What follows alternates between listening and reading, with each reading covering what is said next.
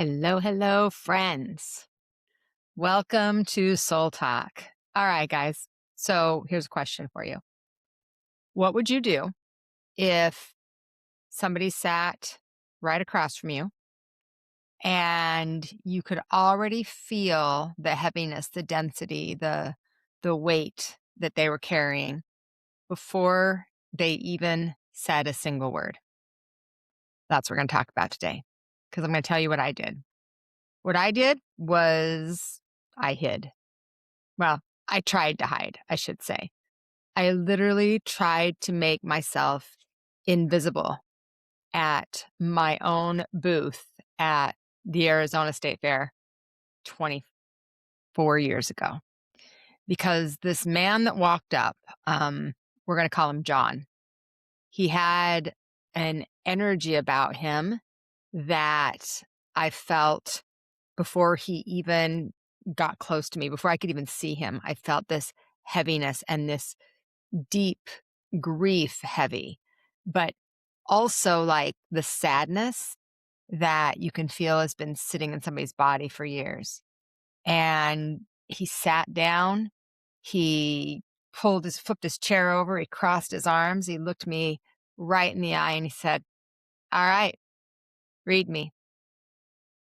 He wasn't necessarily a believer, and I didn't necessarily want to be there. Um, I was nervous about his energy. I was really uncomfortable. And I hid. But what happened over the next hour changed me literally forever. And it changed him too. So stay with me, friends, because this story, it's not just about a reading. It's about what spirit does when we get out of the way, even when we are terrified. So let's dive into it, guys. Soul self-service, that's the way. Welcome to Soul Talk, shine today. All right, guys, welcome back to Soul Talk. I'm Dawn Johnston, and this is Soul Talk, where soul, spirit meets real life. If you are joining me live, come on in, say hello. If you are watching the replay, let us know where you are watching from. Today, I am sharing something that I actually haven't talked a lot about. And, I'm not really sure why. I think I've talked about it in some of my really intimate communities, maybe my masterminds, or like advanced mediumship classes that I teach. But there's nothing that is too personal for me. I am somebody that's going to go there, and I want to share the story because I think it's a really sacred story and it lives within me. It's a part of me that at different times it shows up and it reminds me of why I'm doing what I'm doing. But I think it's time. I think it's something that is great to share on Soul Talk. And I'm going to focus this episode really on two things. One of the most profound readings that I've given in my life, really. And also about the fact that for a long time, many of you know me as a psychic medium, as a spiritual teacher and guide, but for a very long time, you may not believe that I did not want to be a medium. I did not want to do mediumship. I didn't want anything to do with it, literally, at all. And so this is a story also about what happens when spirit has a different plan than you do. And can you relate to that? So if you're listening, you're like, oh yeah, I've been there, I get that, then please throw that in the chat. I want to hear it because that's always fascinating to me. And before I tell you the story, I just want to share something that some of you know and some of you will very much relate to. But it took me a lot of time to understand this about myself. So I'm an empath, and for a long time, I didn't really understand what that even meant. I didn't know how it was affecting me or the difference that it was making in my life. And if you're an empath, let me know. Like, comment empath. Let me know that you are an empath. Because being an empath isn't just somebody that feels things deeply. Yes, that is true. But it also means that you walk into a room and you pick up the emotional energy of like everybody in it, sometimes all at once. You sit across from somebody that's in pain or struggling, and it isn't that you don't that you just that you witness their pain. It's that you actually feel it in your own body. Your chest gets tight, your throat gets like you feel like it's stuck, your stomach drops, and for a lot of empaths, we take it home with us, right? We take it home with us. We don't know how to separate it, how to how to know where I begin and where I end and they begin. And this was a huge struggle in my life for years and years and years. And then let's think, oh, okay, now I'm going to start doing readings for people, which I love doing readings, and intuitive readings were fun and they were lighthearted and they were exciting because it was about things that were, that were coming up and things that they were moving through, and I could help give them some signs and things like that.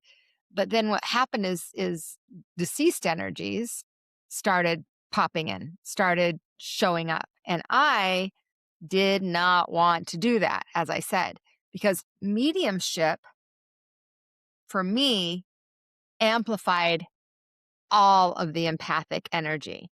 So when I first started developing my intuitive abilities at a very young age, at 13 is when this started. I I recognized that first I started communicating with angels. I recognized I was very intuitive, that people would always be attracted to me and tell me their life stories and all those kinds of things.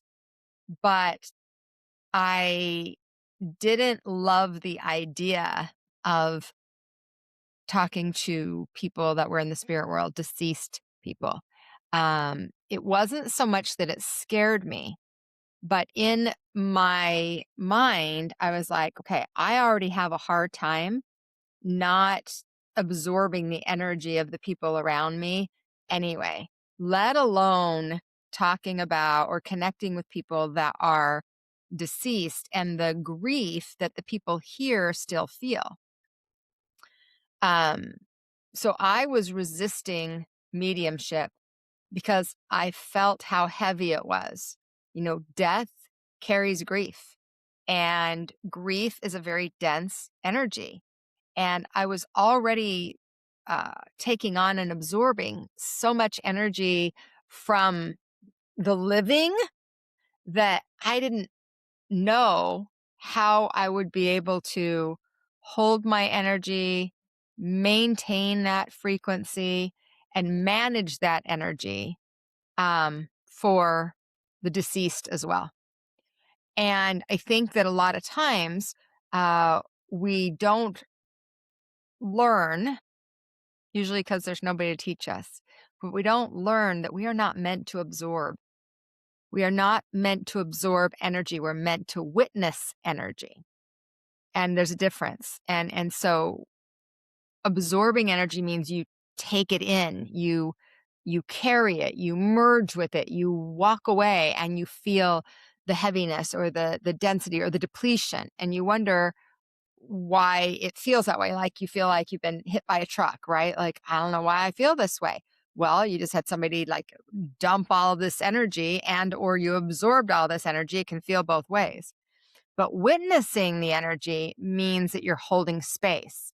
So you feel with someone, but without losing yourself in what they're feeling. So you're able to stay present without disappearing into their experience. You're able to be the witness, be the observer of the experience and of the energy. And I had to learn the difference the hard way over and over again.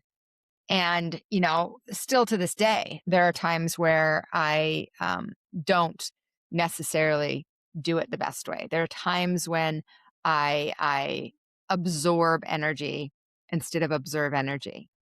And so, of course, we want to start to hold our energy when you have heavy emotions or heavy people or heavy situations. Like life can just be hard sometimes.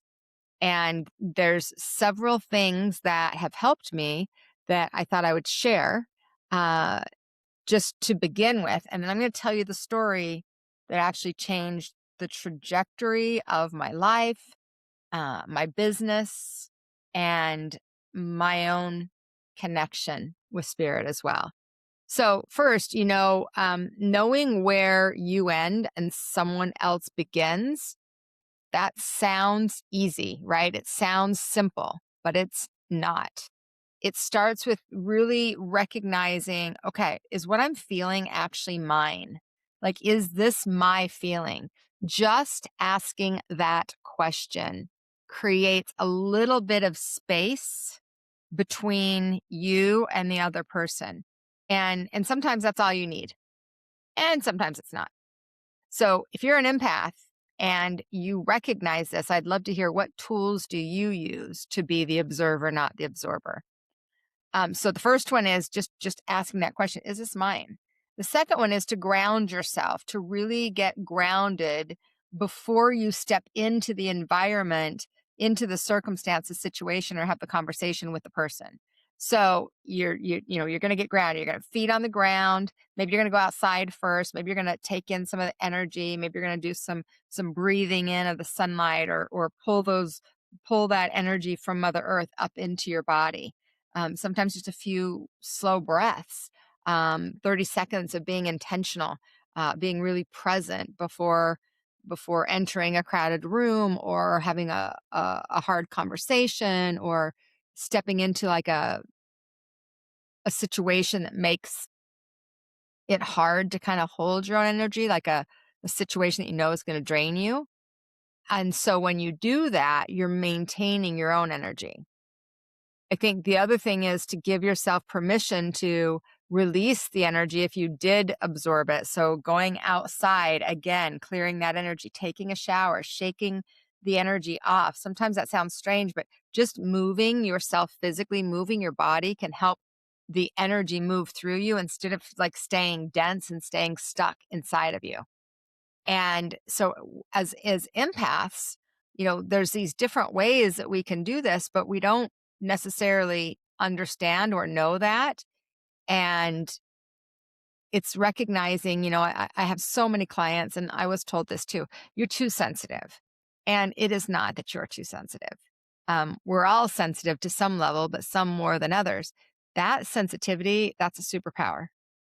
And it's likely you've just never been shown how to work with the energy that you're absorbing or that you're carrying, how to move it, how to transmute it, and how to maintain it in the first place, which, is a whole nother thing, which I've got some other tips for you we'll talk about later. But that brings me back to my story about um, John. Okay. So I want you to imagine this. All right. So I'm at the Arizona State Fair. The Arizona State Fair runs for 20, or it did back then. It runs for 21 days. So I'm at the Arizona State Fair. I have my little booth set up. I'm going to do psychic readings for people. And I'd been doing them. This was going on maybe day 6 or 7. And I had realized, wow, this was a big decision to make, Sunny. You are like here from like 10 a.m. until 10 p.m., sometimes midnight on the weekends, all day long. And this was 25 years ago. 20, I think it was 2003, maybe it was 2003. So 20 something years ago. And being a psychic medium wasn't as cool as it is now. It's way cooler now than it used to be. Right. So I just want you to imagine my environment, my situation. So I'm hanging out in my booth and I feel this energy. I feel it first. And I'm like, whew, that was strong energy. And so I look up and just at the very edge of my view, I see this guy walking down the aisle. And this guy is rough around the edges. Um, so to give you a visual of it, I want you to imagine like a motorcycle gang type of guy, you know, lots of tattoos, long hair, really worn.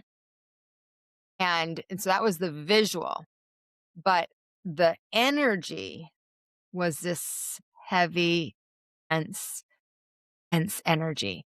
Almost, I would almost say scary energy.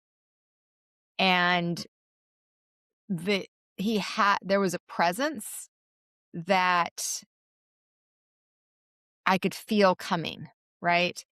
Before before he reached my table, I knew he was coming for me. And it was in that heaviness that I felt, and I recognized it as grief, as pain, as sadness, as fear. And I knew and I could tell that number 1, he was coming to me, and number 2, that he was carrying a grief in him that has been living in his body for quite a while. So what I did, and I'm just sharing with you 100% transparency, not necessarily best choice. I I hid.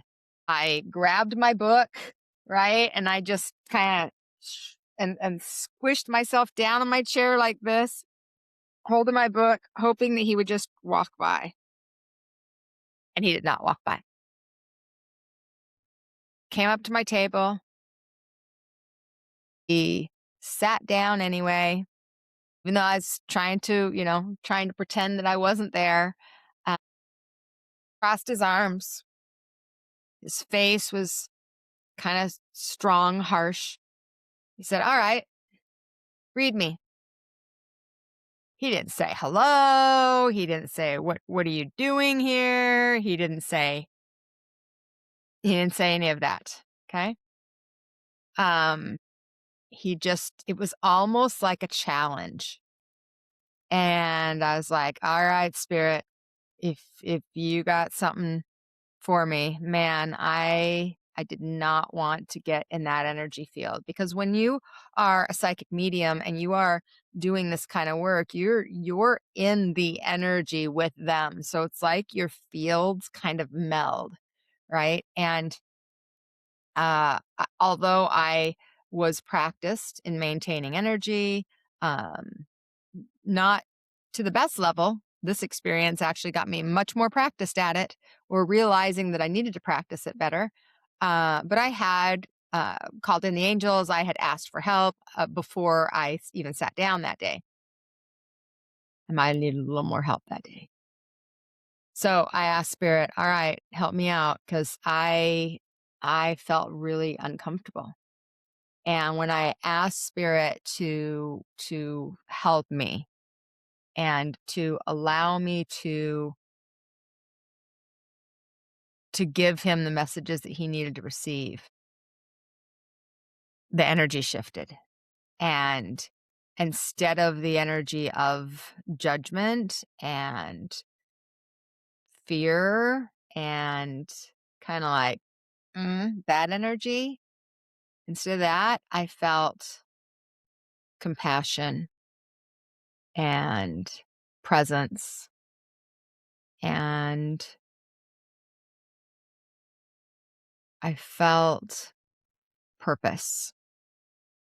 And so I started doing the typical type of reading that I would do with him, and started sharing some of the things. And he started to open a little teeny bit. He would nod, or shake his head. He would acknowledge some of the things that I was saying.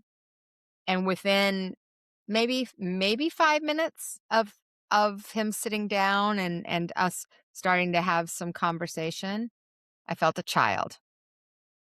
There was a little boy to his left, that was, um, I could feel his presence. Didn't see him yet, but I felt his presence. Now remember, I don't wanna do mediumship. It, to me, is sad and upsetting and dense and grief-stricken, and I don't wanna do that. So I could feel the presence of this little boy, but I just kept pulling back to focusing on John, right? I'm just doing the reading for John. I'm not doing mediumship. Well, then I started seeing visually with my eyes the little boy, and he was jumping up and down. He was about 4 years old. He was jumping up and down. He was so excited that I could see him. And he was also so excited that his dad was sitting there across from me. Now, when I saw the little boy, I knew. So, this is where a lot of our intuitive abilities come in, right? The claircognizance, the knowing, the clairsentience, the feeling, the clairvoyance, the visual, the clairaudience, the hearing. All these are coming in at once. And so he was really excited that his dad was sitting across from me, being open to hearing some of this. And so this little boy, this was his dad. John was his dad. And so I I continued to ignore the little boy. These are not my finest moments, by the way, guys, but I was afraid. I was afraid that I would feel the pain and the density and the sadness and the loss, and especially with a child. I just did not want to feel that. And so I I ignored him and I continued to do the reading in the way that the message was coming across. I continued to share what I was getting, and John, again, he still was pretty stoic and still had his arms crossed and stuff. But I felt that little bit of opening. This little boy would not stop. He was determined, and he had a greater purpose, and there was this urgency, like, please, please, please don't ignore me, please share this with my dad, please share this with my dad. And I just continued to ignore it. And then finally he said, all right, well then fine, just tell him it's not his fault. Just tell him it's not his fault. And when he said that to me, I was like, and I knew I could feel all this heaviness, you guys. It's so difficult dealing with children that have passed, right? And I knew that it was in a very traumatic way. And so when the little boy who told me that his name was Christopher, when he came through and he said, just tell him it's not his fault, I thought, all right, Sonny, um, you can't not do this. And so I said to John, I said, I have a little boy that is standing just to the left of you, and he is about 4 years old, and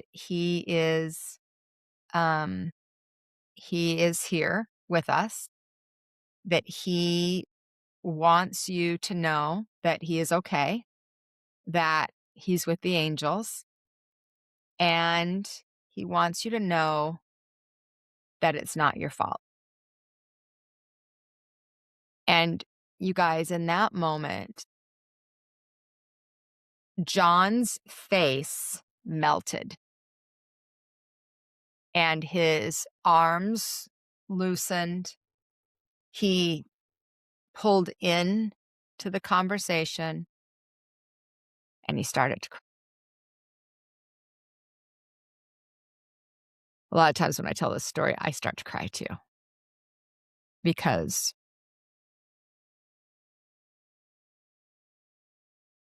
I felt him, right? I felt him before he was coming in. I felt him during that time. And I'm like, oh my gosh, his whole body changed. His energy changed. The man that had walked in like this brick wall just melted in front of me. And the little boy, super excited, still jumping up and down because now he's seen that shift in his dad.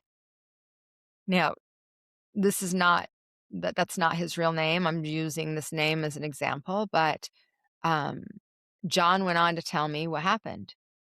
And he said that he had been in prison for drugs, and that while he was in prison, his son was murdered.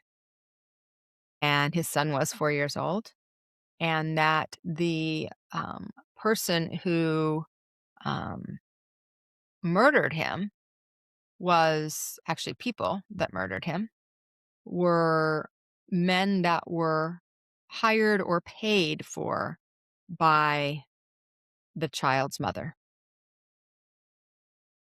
And the reason that she um, hired them to murder her 4-year-old son was because the little boy reminded her too much of his father, John.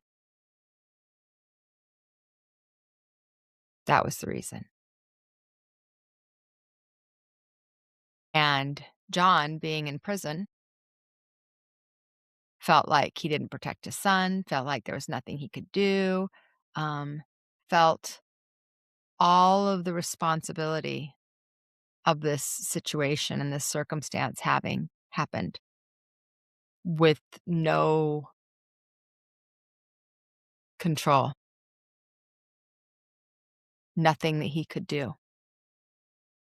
And, you know, I didn't have words then. I just started crying because as John told me the story, Christopher showed me the story. So I saw what happened to him and how he died like a movie. Like my forehead was a movie screen, and I saw the movie play exactly the way that it happened. And not only did I see it, I felt it in my body. And so I couldn't comprehend. As a mother, I could not comprehend that experience. Having a child that I separated from their father, that I had similar feelings, like he reminded me of him in certain ways. I could not comprehend. But what I learned and what I recognized as John shared with me the story and just melted into, like, it's not my fault. And Christopher showing me what had happened and saying, "I'm okay. I'm fine. I'm good. I'm with the angels. I just don't want my dad to be this way." Like, what I recognize is that little boy didn't come through to talk about what happened to him here. He actually didn't really care. The only reason he showed it to me was so that I could, I think, believe also what his dad was saying. That little boy came through with joy and with excitement and with happiness and with peace and jumping up and down and wanting me to help his dad feel that energy. He came through to free his dad from the depths of hell he was living in. And Spirit used me. Spirit used me as a woman who was hiding in her booth to create that support, to make that happen.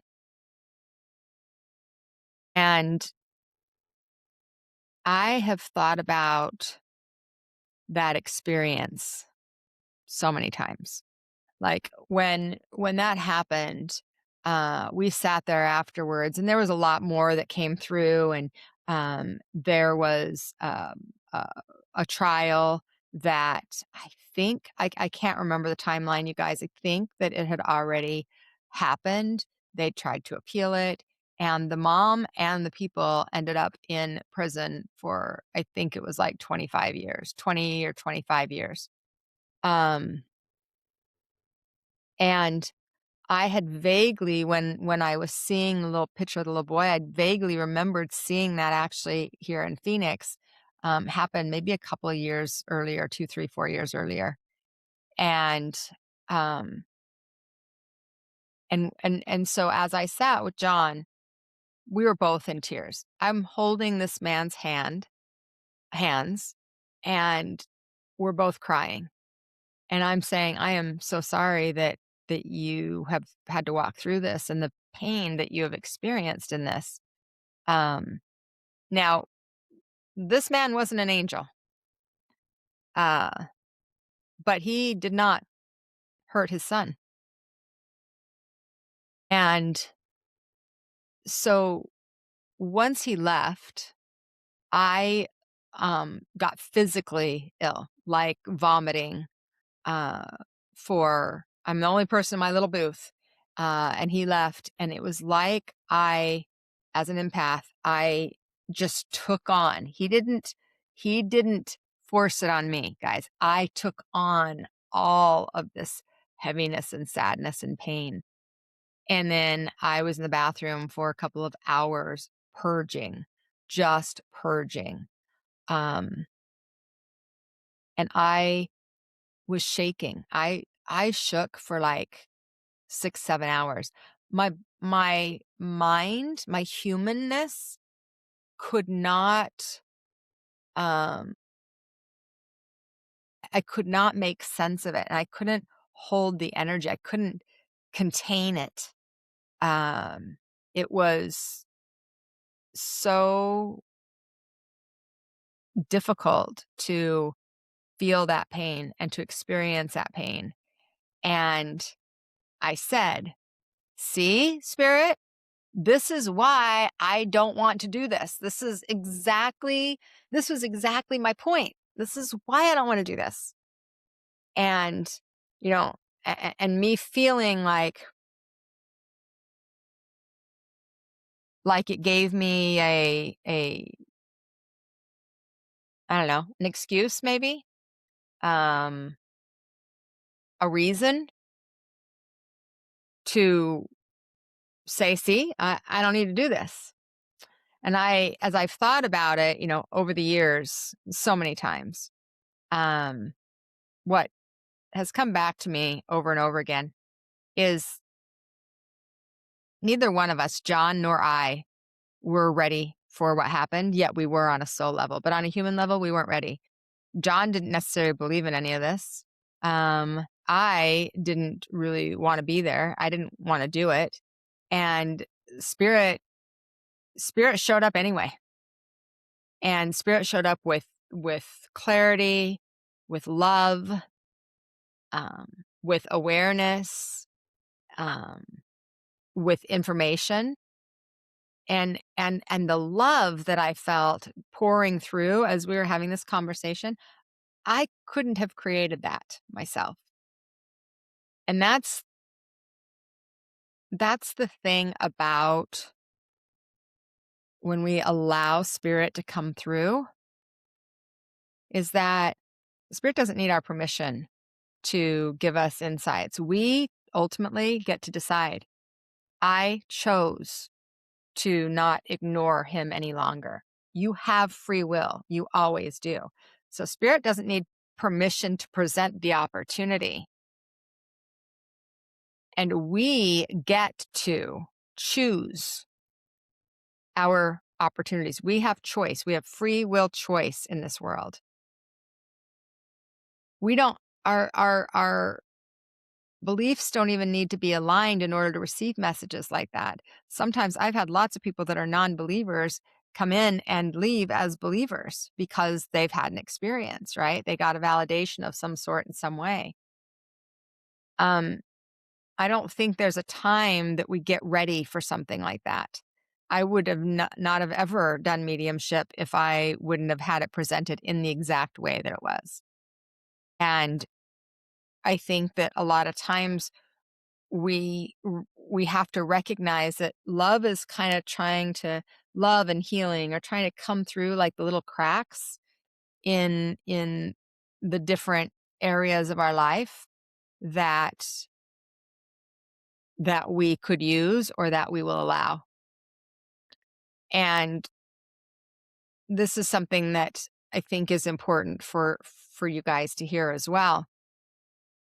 if you've ever wondered if your loved ones can reach you, or if it takes like a certain kind of person um, for spirit to speak to you, meaning that you need a medium or something like that, you do not.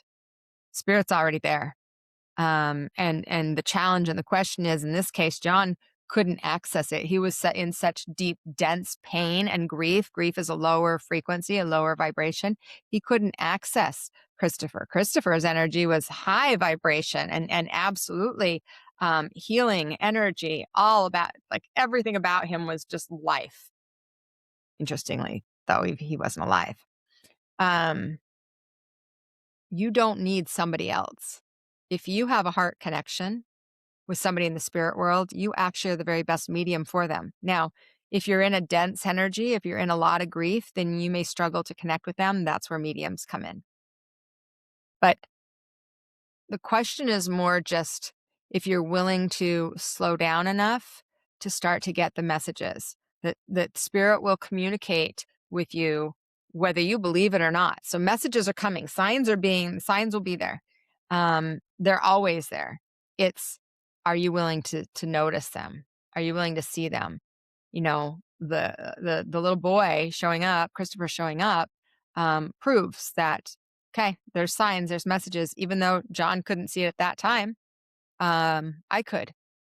Uh, and it opened the door for healing in what I would say are miraculous ways. And so I want to share with you a little side note, and then I'll share a couple of tools that you might use for those of you that might feel, if you're resonating with this message, if you have had experiences like that, or maybe you have a little bit of fear around some of this. I hear you and I get you and I see you and I've been there. And one of the things that this did for me was it absolutely called me into recognizing I needed to learn how to hold my energy better. And I went on a very deep dive into that. Um, and also, I had, so a couple things I want to share. So after that reading, of course, we ended up hugging and crying and all the things together. And then he left. And about uh, um, maybe 5 years later, probably about 5 years later, I went to speak at an event for parents of murdered children. So it was an event that was being held downtown Phoenix, and I was asked to be the speaker of one of their chapter meetings. And so I had spoken at their national conference several times, and they'd asked me to be to do a chapter meeting. And so um, I agreed and I went. And when I got out of the car, I started walking up. Guess who was in front of me? John. And John was a different man. John had a lightness to him. He had a um, more of a levity, I guess. He had freedom. And I'm not saying he didn't have hard times. I'm not saying that he didn't have struggles and emotional uh, challenges and difficulty, but he was absolutely a different man than the man that I met that day. And that gave then my gifts purpose. And that day, I made the decision to start doing mediumship. That day, that moment. Spirit said to me when I was driving home, when I was still in the state of like, I don't want to do this. Like, look how hard that is. I've been crying. I'm throwing up. I'm doing all these things. And my guide said to me, Sonny, what right do you have to hold this medicine from people that need it? This is your gift. I've never forgotten that. Hasn't always felt like a gift. Certainly when I was young, it did not feel like a gift. Sometimes it felt like a curse. But I recognize now it's a gift. So, how can you start to pay attention, to notice, to see the signs, even just little ones? So, if you're skeptical, maybe you're skeptical. If you're watching right now, whether you're watching the live or the replay, are you a skeptic? If you're a skeptic, throw in there that you're a skeptic. I love skeptics. I don't think there's anything wrong with skeptics. And I don't think you should just believe because people say you should believe.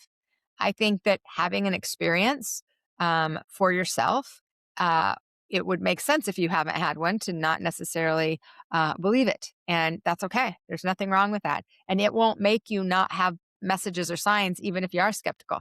That it just means that you might have a little bit harder time seeing them. Same with if you're in grief, you might have a harder time noticing them just because there's maybe a little bit more dense energy. Okay. So, a couple things that you can do if you want to start noticing your signs. The first one is just start paying attention to what you feel, um, and notice when energy hits you first. Like before you think it, oftentimes you feel it. So, you walk into a room and you feel this energy in the room, and then your head goes, oh, that's because of this, this, this, and this. And then the head tries to make it make sense, right? Make it make sense. Um, so maybe when you walk into the room and you think of someone that just pops into your head, or you just feel like something's off. A lot of times, I think people internalize that and they think that that's an anxiety, and it's not anxiety. It's just information. It's just it's just giving you information about a vibration of frequency that you've stepped into. So learning how to trust that a little bit more, creating space to have connection. I had a message that somebody sent me today, a DM that said, how do you how do you get to have consistent messages from the spirit world? I get them random here and there, but I don't get them consistently, and I want to have more control over them. Well, I would say that probably the biggest thing is practice in circles, in environments where you've got somebody to hold the energy, to keep the space safe, secure, and grounded. I think that makes a huge difference. But if you're in your own space, you're not working with other people in a community, a class, workshop. That's one of the reasons why I started communities and classes and workshops, is to create that environment for people. If you don't have that, then create the space by just having 5 minutes in the morning before the day starts and all the craziness happens, right? And just get quiet and just listen. It doesn't have to be um, ceremonial. It doesn't have to be like a ritual. It's just, okay, I've got 5 minutes and here I go. And I'm going to tune in and just be open. Spirit speaks in present moment, and spirit speaks in stillness often. Not you can't get messages in busyness. Okay. Just because it happens. But if we're going to start learning, that's one of the best ways to learn. And then the other one is when something comes through that surprises you. Maybe it's a sign, or it's a memory, or it's a feeling that doesn't feel like something that you're thinking or that you've been focused on. Write it down. Start just keeping a little intuitive hits journal of sorts. You don't want to analyze it, because then you just talk yourself out of it. Just notice it and be real with it and just jot it down, like, okay, this happened. And oftentimes when you go back, you can start to see the signs, the symbols, messages. The other thing is calling your angels. I'm an angel girl. I've been an angel girl for 42 years of my 55 years. Calling them in helps you to be more connected, more open, see the signs, have more clarity, all of the above. It can really make a huge difference. And then I'd say the last thing that is to learn how to maintain your energy. This exercise gave me, or this experience gave me, it actually, in a lot of ways, forced me to become better at maintaining my energy, because what that did then is it got me scared. And it did. It scared me into, oh my gosh, if I do more mediumship readings, I'm going to get sick every time. I'm going to throw up every time. I'm going to feel like shit every time. And I don't want to feel that way. But what I did instead was I said, okay, I need to learn how to hold my energy. It's not his fault that I felt him. That's my responsibility. My responsibility. So I'm going to start learning tools to maintain and manage my own energy in a better way. And I guess remember too, you're allowed to learn. You're allowed to be like, oh, I don't really know how to do this, and I'm learning how to I'm learning how to be better at that, right? So that's something I think that's really important too.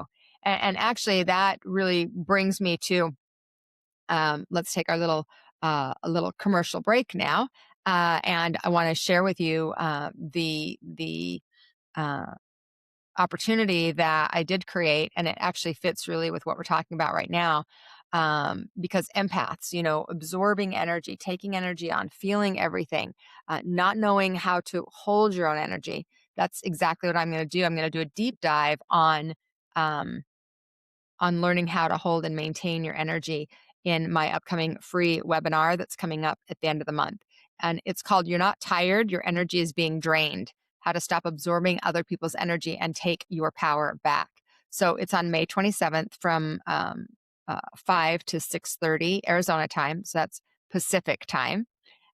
It's live and it's free. It'll be on Zoom. So if you've ever been in a place where you feel tired, overwhelmed, or off, but you don't know why, it may be that you're taking on, absorbing the energy, whether it's of a close friend, a family member, the weight of the world on your shoulders.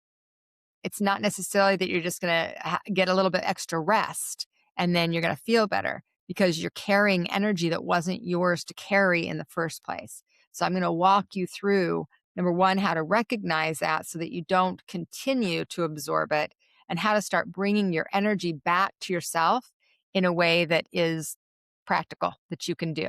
I've had lots of life experience on this practice, and I want to give you some tools that I think can really, really make a difference, especially if you tend to be somebody that's sensitive, right? And then also, if you come and join us live at the end of the class, I'll be giving somebody a gift card to something. It's my way of honoring those people that show up in the moment. There will be a replay, so if you can't make it live, you can certainly register and get the replay. And the link will be in the description. And let me just throw that link up here as well so you guys can grab it. schooloflight.biz/webinar. schooloflight.biz/webinar. If you go to that um, uh, link, you can register for the free webinar. And I think it will bring you guys a lot of value. It is, with this story, sharing this story, it just reminds me again of how important it was for me to learn how to hold my own energy. So, all right, friends. So now we're going to dive into our heart to heart with Sunny time, which we do every episode. And that is its opportunity for you to be able to ask any question you have about anything that you want. So I see the chat is popping. I would love for you all. I'm going to throw the link to the webinar in the chat as well. Hopefully you guys can see it there. And now it's time for Heart to Heart. So this is where we talk about anything and everything. So no topic is off limits. You can ask any questions about intuition or relationships or business or life or spirit. If you have a question for me, whatever really is kind of sitting there and alive for you. So if you're watching live now, go ahead and drop your question in the comments, and I will pull from those in just a few minutes. If you are somebody who has submitted a question early, which you can do, and I get those every week as well, I have a couple of those that we'll start off with, and then we will open it up to the questions that you all have that are coming up for you now. So please just go ahead, put your questions in the comments. It could be a question about what we talked about today or anything else. So let's dive in to our heart to heart with Sunny. With Sunny, hear your voices heard. SOLtalk conversations, live in every word. Bring your questions, bring your truth. We're here to explore. Heart to heart with Sunny. Open up the door. Friends, so Heart to Heart with Sunny, it is time. Go ahead and put your questions in the chat, and let's dive into a couple of the questions that have come in. And of course, then we can get to your questions as well for these last 15 minutes. All right. So the first question that came, I lost my mom 2 years ago, and I keep seeing things like numbers, birds, little signs that feel like her, but I'm not sure. Is that real, or am I just wanting it to be her? How many times have I heard this question? I can't even tell you how many times I've heard this question. Um, Numbers, signs, animal messages, right? Yes, those are ways that they come through, and they are real signs. Those that are in the spirit world have the ability to affect energy, to direct us towards certain things, and to direct other energy.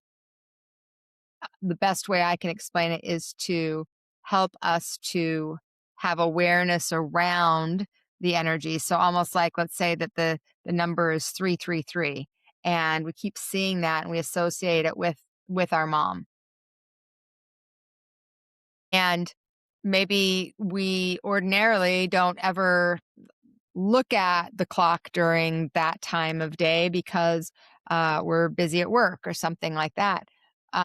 What the spirit world can do is they can influence the energy that gets our attention, and so that could be like the 333, where we just happen to look at the clock at that particular time, or we're driving down the road and there's a license plate that says whatever it is, it's a reminder, or we are just sitting out on our patio and a bird flies in that comes right in front of us so we don't miss it.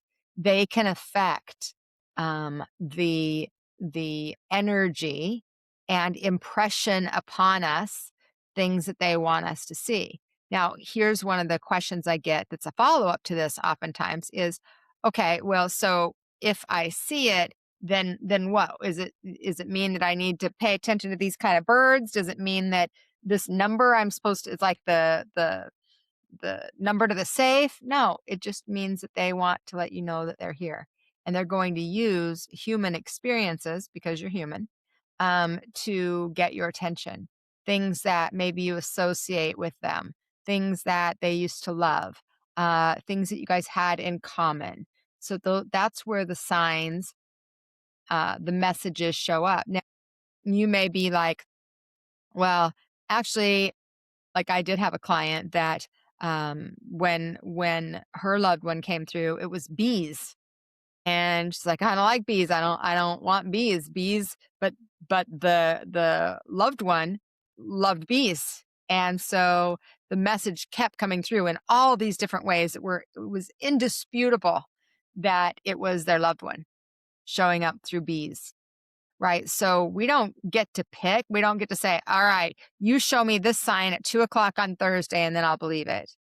Because part of the other thing Spirit is trying to do is get us to be more present and more in tune and more aware. Okay. So absolutely, those are signs. All right. Let's do one more question. Um, I want to build something that's soul led, but I also need to make money. How do you stay spiritually aligned when you're under financial pressure? I don't read these in advance, you guys. So um, I would say that you stay connected to your heart and to your mission and to your purpose. I have created many aspects of my business, and every level of it has been soul led. And in following my spirit and that guidance, I have also made money. There is not a separation between making money and being soul led. And I think that our humanness thinks it's either a spiritual journey and gift, or we're going to make money. Money is just energy, and your spiritual gifts and intuition is also energy. It doesn't have to be this or that, one or the other. I think actually the best, most exciting experiences are when we can do the thing that our heart feels so strongly connected to and benefit humanity and have humanity appreciate the gift and benefit us. To me, that is an exchange of energy, right? It's an exchange of energy. And that's, it's not separate, I guess, is what I would remind you of. Okay. All right. Let's go to some questions that y'all have. Um, what if you're scared and you block them? Do you think we can? I do think you can block the signs and the messages. I think you can be shut down. I think you can be in a much denser energy. I think if you are scared, that's fear energy. Fear energy is a lower frequency. So then it doesn't allow you the same openness and uh, connectedness that you would have otherwise. Absolutely, I think you can do that. And I also think it's normal to be scared. It's normal to be scared of things that you don't understand. So, my suggestion for people that are in that, and what I've done for 25 years, is teach people how to understand it, teach people how to get into a safe place where they can allow themselves to have the experiences, to trust the experiences that are happening, to open up to them, and that can make a huge, huge difference. So I would encourage you, Elena. I would encourage you to join the webinar, because I think that if you learned some tools and some techniques so that you could be a witness, then you wouldn't be as scared to take on the energy or feel the density. How do you know the difference between a real thought or a learned patterned thought? Usually the learned pattern thoughts are fear-based. So, and this isn't always, but I will say that if it's a pattern, you're usually in the pattern. The reason you're staying stuck in the pattern is generally because of fear of something, fear of changing, fear of doing it different, fear of not knowing what it's going to look like. Whereas when it's a new thought, you're calling it a real thought. And I don't know if we're just talking thoughts or experiences, but with if like if I have a pattern of being afraid to move forward, then those thoughts are going to show up, and I'm going to feel the energy of stuckness. Um, if I'm opening my energy up and I'm saying, okay, I don't want to feel that stuckness anymore. I want to experience something different. I have to make space for other thoughts to even come in, and it will feel uncomfortable because your nervous system always is going to go for familiar. It's always going to go to familiarity first. And so the thought pattern that you're used to, which is a fear based thought pattern, is oddly enough what's going to feel the most safe to you. Not because it is and not because it's healthy, but because it's what you know. So I think that's the way to differentiate the two. Dana, I've been able to smell a dog that passed. Absolutely. That's a great sign. And on your smellers, you guys, those of you that smell scent, that's almost always connected to a deceased loved one. All right, Amber, if someone has been experiencing a lump in their throat as if something is stuck, what might that be? Is it holding back expression? Absolutely. Holding back expression, fear of communicating truth, fear of expressing yourself for a lot of times what the ramifications of expressing yourself would be. So a lump in the throat absolutely is fear based. In being able to express, communicate, whether that is express truth to yourself or outward to other people. It could be both. It doesn't limit it to just one person or another person. I mean, one person or you. It could be a partner, it could be a parent, it could be a sibling, it could be a coworker. If you're getting that lump in the throat, and what I would say is that when that energy is stuck, it's saying it needs to move. And so the very best thing you can actually do is to express yourself. Now, if you don't feel confident enough to express yourself verbally, then I would suggest at a minimum writing how you feel out in on a notebook or whatever. Just get the feelings out and then burn it. So that will help transmute that energy, shift that energy, redirect that energy, release that energy. And that's really what's necessary if you've been blocking yourself from expression. It's very common. It is very common for women in their 30s and 40s and 50s to have thyroid issues. And I'm not saying men don't, but thyroid issues strongly in that age range is a buildup, oftentimes a lifetime buildup of lack of expression, lack of communication, lack of safety to express your true feelings. So that's something that I would definitely um, work on. You can also get support. I do a lot of private sessions, mentoring, and things like that. And lately, I've been doing a lot of energy work. And what I've been finding is that there's so many people that are feeling like, especially people that are teachers and guides in this realm. And they're like stuck in their own shit because we get stuck in our own shit. And especially if you are somebody who has a lot of knowledge and wisdom, you feel like you should be able to do it yourself, but you can't. It's because you're not supposed to. It's because we need each other. We need help. We need support, and we need to allow that. So if it's stuck in that way, then sometimes it's getting another person, another practitioner to be able to help support you. So I hope that helps. All right, my goodness, friends, our time just holy cow, flew right by. All right.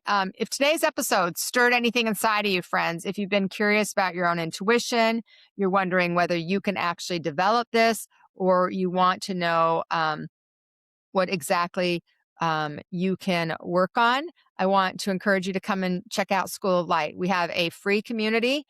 We also have paid communities, both, where we're not looking at it from the woo-woo kind of disconnect from your real life kind of thing. It's more of a real, practical, here's how it actually works so you can actually learn how to manage and maintain your energy. So we have a community, we have lots of classes and trainings, and we have membership community called Visionary that gives you ongoing access to me for a very low cost. There's content, there's live events, there's discounts on all the classes I offer, all those things. So the link will be in the description, and I think we can throw it in here as well. And we'd love for you to come and check it out. Now, as we're closing up for today, I want to take a moment and I want to thank all of you for being here. Thanks for showing up. Thanks for being willing to pause. I would love to hear, whether you're live or on the replay, what's one thing you're taking from this conversation? What is one thing, one insight, one aha, one awareness around yourself, maybe in your life, one thought or suggestion that you're taking away? I always love to hear takeaways. And if you have a question and you're on the replay, please ask it. I check the questions, I check the comments myself, so that I'm giving you the best support that I can. So, if this supported you, again, take a moment to subscribe, like this, give me a thumbs up, subscribe, share it with somebody maybe that you think might need to hear this as well, or share it on your social media and let others know about it. That really does help us reach a lot more people and grow this space, which is our goal. Our goal is to grow our community and help humanity and reach humanity in different ways. So I would love to hear what landed for you, what your takeaway is, and you can drop that in the comments. And as a reminder, we are here every Tuesday, same time, same place, which is noon Pacific time on Tuesdays. And remember, friends, when we allow our divinity to guide our humanity, life becomes something that we live with more intention, more presence, and more love. And I hope that this episode reminded you that you're never alone. I love you. I'll see you next time. So self-service, that's the way. Welcome to Soul Talk, shine today.